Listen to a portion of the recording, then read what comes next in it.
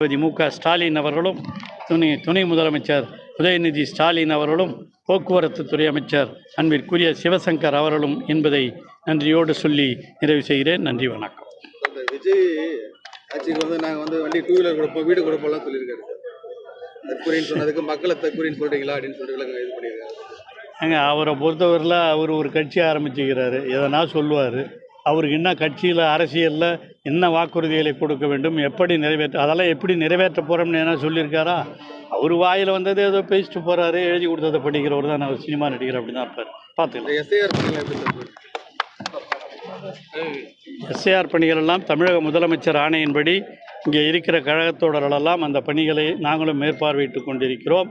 ஆகவே இந்த எஸ்ஐஆர் பணிகளில் நம் தலைவர் அவர்கள் முதலேயே சொல்லியிருக்கிறார், இது தேவையில்லை என்றும் சொன்னார். ஆனால் இவர்கள் நடத்துவதிலே நாமும் பங்கேற்று சிறப்பாக செயல்பட வேண்டும் என்றுதான் நாங்களும் நடத்தி கொண்டிருக்கிறோம். சிறப்பாக செயல்படும் அனைத்து கட்சிக்காரர்களும் அங்கே சென்று அதை வடிவத்தை அவர்கள் நிரப்பி அங்கே வாக்காளர் சேர்ப்பதில் செய்யலாம் என்றும் முதலமைச்சர் சொல்லியிருக்கிறார். அந்த அடிப்படையில் இந்த பணிகள் சிறப்பாக செயல்படும்.